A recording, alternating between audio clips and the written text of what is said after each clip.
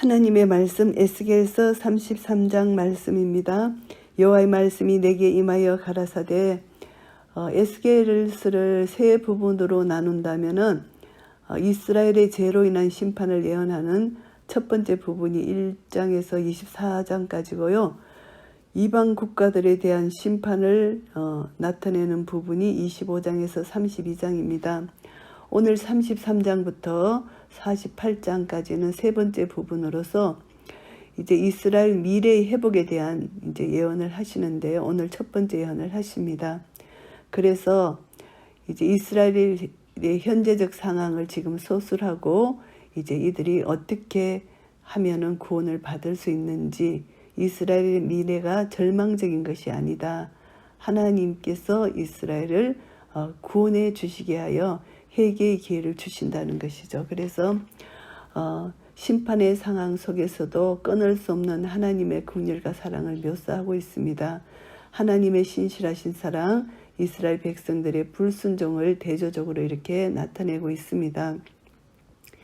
이스라엘의 죄에 대해서 말씀하십니다. 그래서 여호와의 말씀이 이제 선지자에게 임하셨는데, 인자여 너는 내 민족에게 고하여 이르라. 가령 내가 칼을 한 땅에 임하게 한다 하자.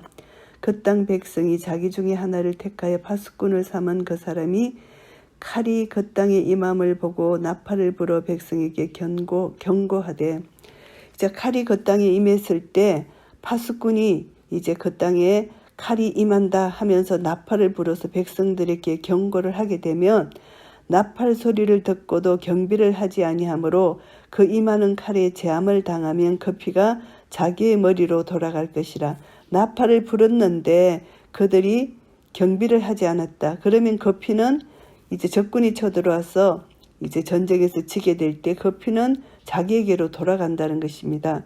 그가 경비를 하였던들 자기 생명을 보존하였을 것이나 나팔 소리를 듣고도 경비를 하지 아니하였으니 그 피가 자기에게로 돌아가리라. 나팔 소리를 들었는데 경비하지 않으면 자기 피, 그 죄는 자기에게로 돌아간다는 그 말씀입니다. 그러나 파수꾼이 칼이 임함을 보고도 나팔을 불지 아니하여 백성에게 경고치 아니하므로 그 중에 한 사람이 그 임하는 칼에 재함을 당하면 그는 자기 죄악 중에서 재함바 되려니와 그 죄를 내가 파수꾼의 손에서 찾으리라. 결국은 파수꾼이 나팔을 불지 않을 경우는 그 성에 있던 사람이 죽임을 당하면 그 사람은 그 죄로 인하여 죽임을 당하지만 그 핏값을 파수꾼의 손에서 찾겠다는 것입니다. 인자야 내가 너로 이스라엘 족속의 파수꾼을 삼음이 이와 같으니라. 그런즉 너는 내 입의 말을 듣고 나를 대신하여 그들에게 경고할지어다.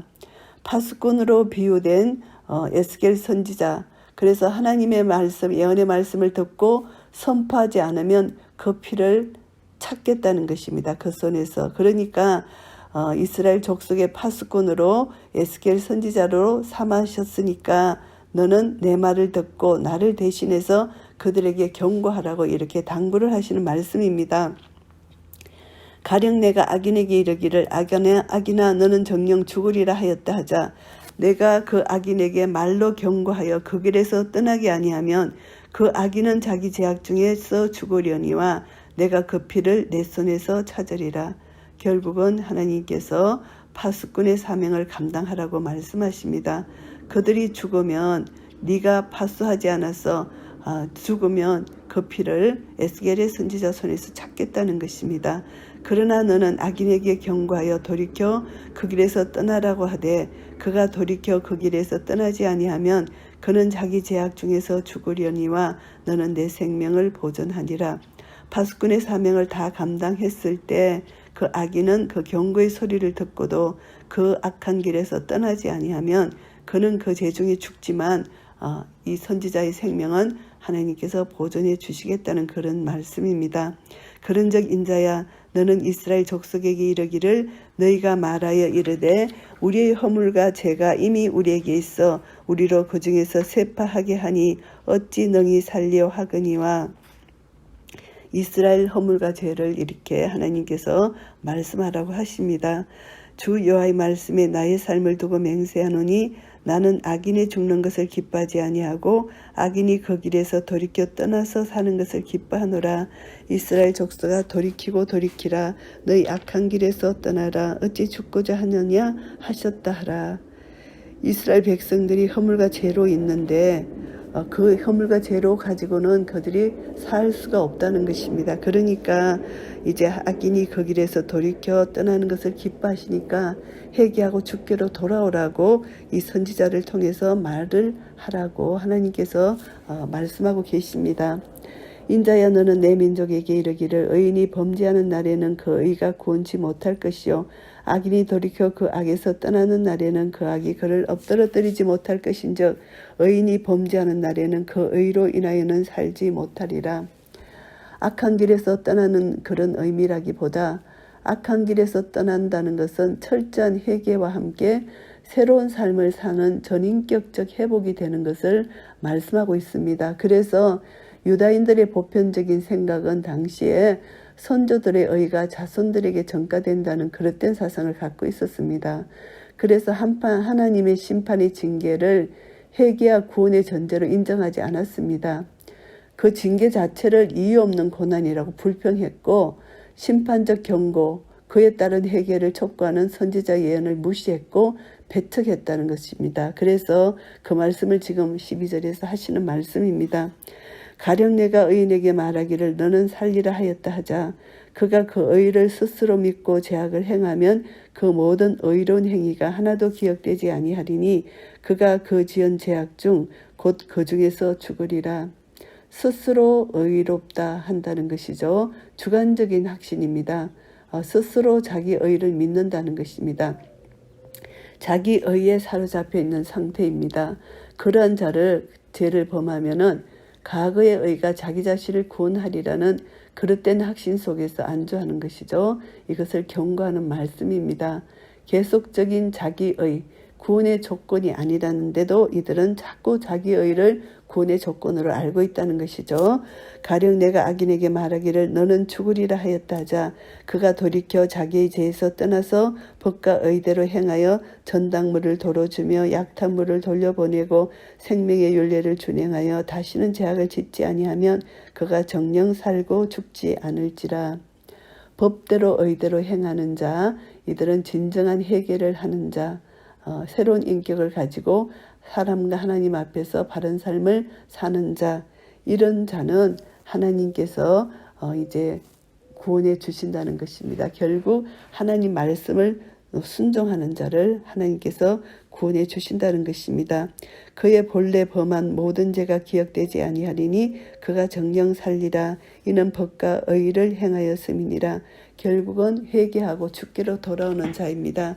신약시대에서 예수님 보혈을 믿는 자, 그 보혈의 능력을 의지하여 그 죄를 깨끗이 씻은 자는 구원함을 얻는다는 것을 알게 되고요.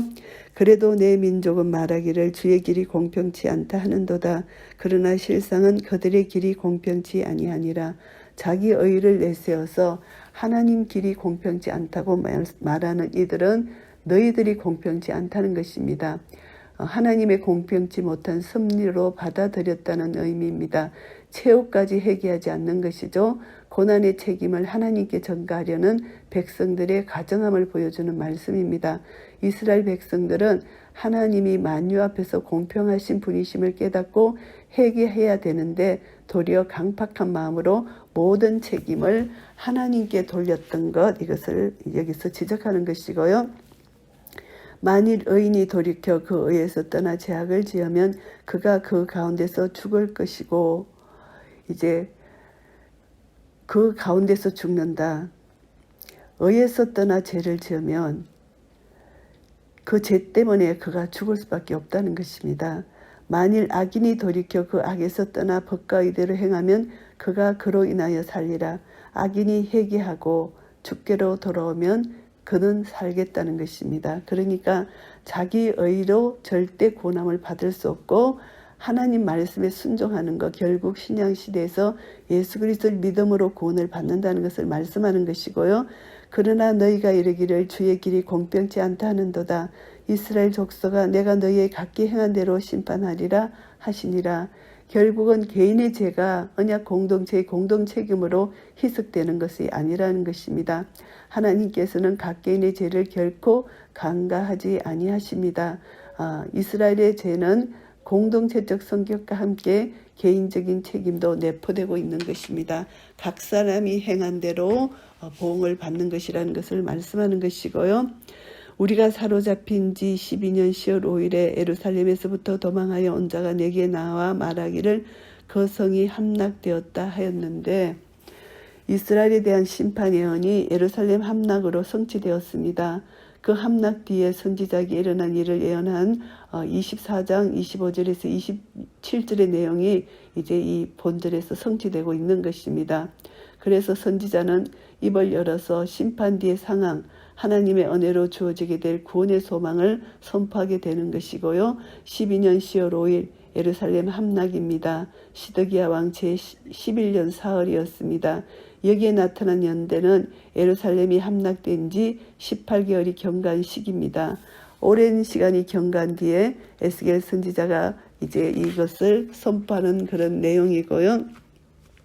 그 도망한 자가 내게 나오기 전날 저녁에 여호와의 손이 내게 임하여 내 입을 여시더니 다음 아침 그 사람이 내게 나올 임시에 내 입이 열리기로 내가 다시는 잠잠하지 아니하였으노라.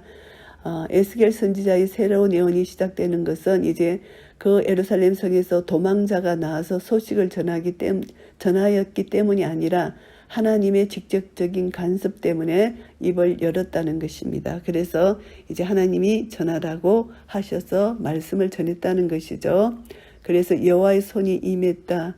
다시 잠잠치 아니한다. 이 예언은 도망자가 도망온 그것을 이제 예루살렘 멸망 소식을 들은 후에 선포된 것이라는 것을 여기서 말씀하는 것이고, 그 도망자가 와서 말했기 때문에 말하는 것이 아니라 하나님이 말씀하라고 하셨기 때문에 말한다는 것을 여기서 나타내는 것이고요. 여호와의 말씀이 내게 임하여 가라사대, 하나님 말씀이 이제 임하십니다. 예루살렘 멸망 소식을 접한 선지자에게 처음 주어진 하나님의 말씀을 이제 직접적인 구원과 위로의 선포 이전에 형식적인 선민사상에 젖어있던 자들에게 대한 책망의 형식으로 전개되는 말씀입니다. 인자야 이스라엘 항모한 땅에 간 자들이 말하여 이르기를 아브라함은 오직 한 사람이라도 이 땅을 기업으로 얻었나니 우리가 죽다 한적 더욱 이 땅으로 우리에게 기업으로 주신 것이 되느니라 하는도다. 이들의 마음가짐이 정말 너무나 굳어 있습니다. 예루살렘이 바벨론의 침략으로 철저하게 약탈되고 폐허가 되었는데도 이들은 오히려 피신한 유대인들이 거주하는 곳보다 더 핍절한 환경이 되었다는 것을 알게 되는데요. 이렇게 항모한 땅에 있으면서도 이들이 하는 말이 뭐냐 하면은 아브라함의 육적 후손이라는 사실에 집착해서 죄악의 상황에 벗어나지 못하고 있다는 것입니다. 고향에 남은 유대인들의 어리석음을 여기서 나타냅니다. 오히려 포로로 잡혀간 그 환경이 더 좋은 환경인데 이들은 그 예루살렘에 남아있는 이 항모한 땅, 이렇게 표현합니다. 이스라엘의 항모한 땅. 그래서 아브라함이 혼자의 몸으로도 가나안 땅을 하나님께 기업으로 얻은 바 되었는데 그 기업이 후손에게까지 약속된 것이라는 사실을 들어서 죄악에 빠진 자신들의 상태를 망각하고 가나안 땅이 이제 이렇게 후손들이 불어났으니까 자신들에게 주어질 것이다, 회복될 것이다, 이렇게 생각하고 있다는 것입니다. 그래서 이들은 정말 이 본질을 깨닫지 못하는 것입니다. 예적 조건에만 이들이 매달려 있고 자신들의 영적 상태를 모르고 있다는 것이죠. 아브라함의 후손의 자격을 상실했다는 것을 알지 못하고 있다는 것입니다. 그러므로 너는 그들에게 이르기를 주 여호와의 말씀에 너희가 피 있는 고기를 먹으며 너희 우상들에게 눈을 들며 피를 흘리니 그 땅이 너희의 기업이 될까 보냐. 이들은 피 있는 고기를 먹었다는 것입니다. 피는 생명의 상징인데 하나님께서 피의 식용을 금지했습니다. 깨끗하게 씻어내라고 하시는데 그들은 그것을 하지 않았다. 그리고 우상에게 눈을 들며 피를 흘렸다. 우상을 숭배하고 살인했다는 뜻입니다. 이들이 삶이 이렇게 완전히 하나님 말씀을 불순종한 삶을 살면서 이들은 육적 이스라엘만을 고집했다는 것이죠. 아브라함의 후손이라는 것만을 고집했다는 것입니다. 너희가 칼을 믿어 가정한 일을 행하며 각기 이웃의 아내를 더럽히니 그 땅이 너희의 기업이 될까 보냐 하고, 결국 이들은 칼을 믿고 의지해서 가정한 일, 폭력도 하고 우상 숭배를 했다는 것을 여기서 나타내는 것이고요. 너는 그들에게 또 이르기를 주 여호와의 말씀에 내가 나의 삶을 두고 맹세하노니 항무지에 있는 자는 칼에 엎드러뜨리고 덜에 있는 자는 덜짐승에게 부쳐 먹게 하고 산성과 굴에 있는 자는 온역에 죽게 하리라. 하나님께서 이제 심판하시겠다는 것을 말씀합니다. 범죄자들에 대한 하나님의 심판이 철저하고 완전하게 이루어진다는 것을 여기서 나타내는 말씀이고요. 내가 그 땅으로 항무지와 놀라움이 되게 하고 그 권능의 교만을 거치게 하리니 이스라엘의 산들이 항무하여 지나갈 사람이 없으리라. 그 이스라엘 땅을 항폐케 하시겠다. 폐허가 되게 하시겠다. 이렇게 말씀하십니다. 그들의 교만을 꺾으시겠다는 것입니다. 그래서 하나님이 하신다는 것은 반드시 이루시는 것이죠. 이들의 교만을 하나님이 꺾으시고 항무지가 되게 하시겠다고 말씀하시고요. 내가 그들의 행한 모든 가증한 일로 인하여 그 땅으로 항무지와 놀라움이 되게 하면 그때 그들이 나를 여호와인 줄 알리라 하라. 하나님께서 이들을 심판하시는 것은 하나님과 올바른 관계를 정립하게 하기 위한 것입니다. 심판의 궁극적인 목적은 바로 이스라엘 사람들로 하여금 죄의 길에서 떠나서 회개를 통해서 하나님과 관계를 회복하게 하는 것, 결국은 구원을 주시기 위한 하나님의 뜻이 담겨 있다는 것입니다. 그때서 그들이 하나님을 여호와인 줄 알겠다는 것이죠. 인자야 내 민족이 담 곁에서와 진문에서 너를 의논하며 각각 그 형제로 더불어 말하여 이르기를 자가서 여호와께로부터 무슨 말씀이 나오는가 들어보자 하고, 이들은 에스겔 선지자의 예루살렘 심판위원이 성취됨으로써 고조될 선지자에 대한 백성들의 관심이 진실한 회개, 구원의 소망 때문이 아니고 그들의 이기적인 정욕, 충족을 위한 것임을 여기서 나타내고 있습니다. 담 곁에서와 진문에서 너를 의논한다. 공공연하게 공개되는 것, 이것을 말씀합니다. 그래서 이스라엘 백성들이 에스겔과 그의 예언에 대해서 깊은 관심을 보여준다는 것이죠. 그래서 이제 예루살렘 멸망 예언 성취 후에 선지자의 존재가 백성들 간에 이제 음으로 양으로 급속하게 부각시켜졌다는 것을 알게 됩니다.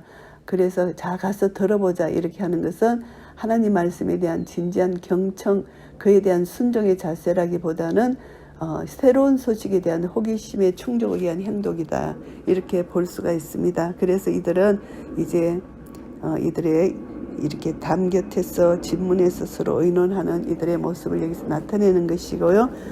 백성이 모이는 같이 내게 나오며 내 백성처럼 내 앞에 앉아서 내 말을 들으나 그대로 행치 아니하니 이는 그 입으로는 사랑을 나타내어도 마음은 이욕을 쫓음이라. 결국은 실천적 순종을 하지 않는 것입니다. 내적 자세는 없다는 것입니다. 외적으로 입으로 사랑을 나타낸다. 자신들의 기호와 욕구를 충족할 만한 것만을 이들이 찾는다는 것입니다. 그래서 서로가 서로에게 하는 좋은 말들, 이것은 이기적인 욕구 충족이 그 목적이라는 것이죠. 그래서 그 마음 상태는 사랑이 아니다. 자기의 욕심을 쫓는 것이다. 이것을 말씀하는 것입니다. 그들이 너를 음악을 잘하며 고운 음성으로 사랑의 노래를 하는 자 같이 여겼나니 내 말을 듣고도 준행치 아니하거니와 그 말이 응하리니 응할 때에는 그들이 한 선지자가 거기 자기 가운데 있었던 줄을 알리라. 이 말씀은 그들이 노래를 듣고 즐거워하는 그 가수가 주는 그 즐거움, 이것이 선지자가 말하는 것이 가수가 주는 즐거움 정도로 생각했다는 것입니다. 그래서 에스겔 선지자의 예언을 회복과 구원의 전제로서 진지하게 경청한 것이 아니고 좋은 음악 듣듯이 피상적으로 들었다는 것을 여기서 말씀합니다. 회개를 전제로 한 그런 선포된 심판의 말씀인데, 그 구원의 메시지인데 그들은 자신들의 욕구에 맞는 그런 것만 들었다는 것입니다. 결국은 그들은 회개치 않았다. 자기 듣기에 좋은 말만 들었다는 것입니다. 그래서 백성들에게 선포한 심판이 성취될 수밖에 없다는 것이죠. 아직도 회개를 하지 않는 그들의 내적 상태, 이것을 통해서 하나님은 실질적인 구원의 약속에서 이들을 제외시킬 수밖에 없다는 것입니다. 그래서 그 말이 응할 때에는 그들이 한 선지자가 자기 가운데 있었다는 줄을 안다, 이 말씀입니다. 그때서야 선지자를 통해서 하나님이 하신 말씀을 기억한다는 것을 여기서 나타내는 말씀이고요. 에스겔서 33장 말씀을 정리하겠습니다. 선지자 역할입니다. 이스라엘의 상태를 여기서 보여주는데요. 1절부터 20절까지는 선지자 역할입니다. 선지자는 하나님 말씀을 전하는 파수꾼입니다. 여기서 파수꾼을 비유했는데요. 선지자의 위치와 책임을 집중적으로 부각시키고 있습니다. 그래서 하나님 말씀, 절대적인 명령을 선포해야 된다는 것입니다. 선포할 때 악인이 회개하고 돌아오도록 선포하라는 것입니다. 선포하지 않으면 회개하지 않고 죽은 자의 그 피값을 선지자에게 묻겠다는 것입니다. 하나님의 궁극적인 관심은 악인이 회개하고 돌아오는 것이라는 것을 알게 됩니다.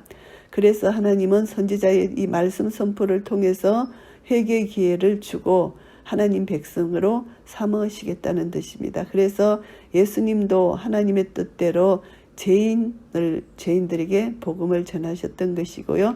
회개하라, 천국이 가까웠다, 이렇게 선포해 주셨잖아요. 그래서 반드시 선지자는 하나님 말씀을 증거해야 된다.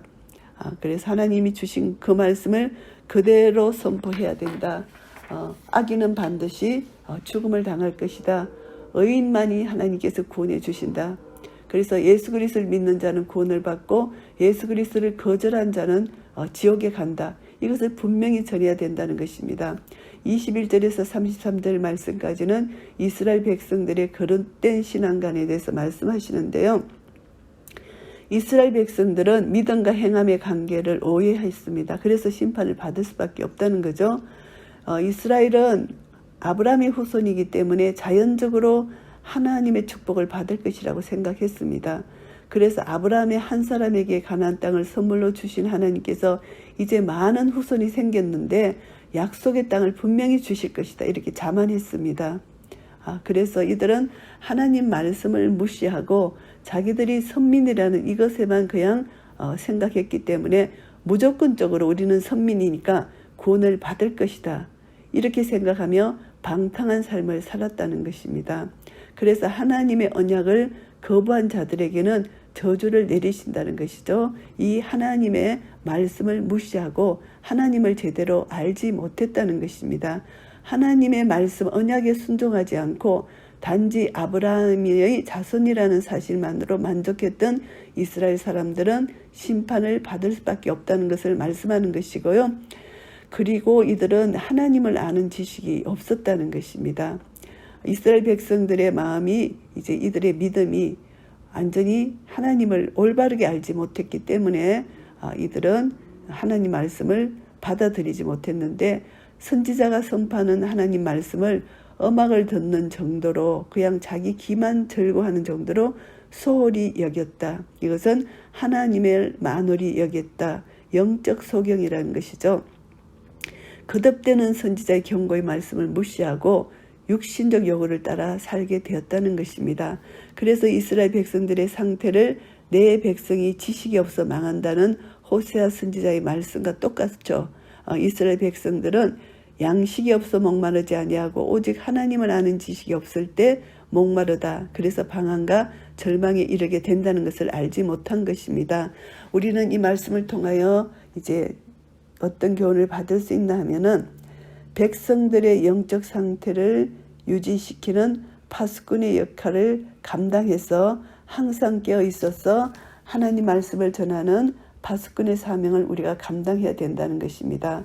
그래서 이제 백성들이 회개하고 주께로 돌아오기를 원하시는 하나님 마음을 우리가 알고 계속 복음의 메시지를 전해야 된다는 것을 깨닫게 되고요. 참다운 신앙은 합당한 열매를 수반해야 되는데 이들은 자기들은 의롭다 생각하고 회개에 합당한 열매가 없다는 것입니다. 그런 것은 진정한 구원에 이르지 못한다. 그들의 삶이 변화받아야 된다. 마음이 변화받아야 된다는 것입니다. 그런데 이스라엘 백성들은 아브라함의 후손이라는 것 하나만으로 자기들이 어렵다 생각하고 구원을 받는다고 착각을 한 것입니다. 그래서 무엇보다 중요한 것은 하나님을 바르게 알아야 된다. 하나님에 대한 지식을, 바른 지식을 가져야 된다는 것을 깨닫게 됩니다. 그래서 성경 66권을 통해서 하나님이 어떤 분이신 것을 바로 깨닫고 하나님 말씀 따라 하나님 선하시고 기뻐하시고 온전하신 뜻이 무엇인지 분별하는 영적 분별력을 가지고 하나님 말씀에 순종하여 나아갈 때 생명의 말씀인 이 말씀, 복의 근원 되신 하나님으로부터 생명의 복, 이 하나님의 놀라우신 하늘의 복, 의와 평강과 희락이 주어진다는 것을 깨닫고 날마다 말씀 안에서 하나님과 교제함으로 하나님의 사랑을 마음껏 누리고 하나님 사랑을 마음껏 복음으로 전해서 하나님 나라 의와 평강과 희락을 누리시는 한 분 한 분 되시기를 예수 그리스도 이름으로 축복합니다. 아멘.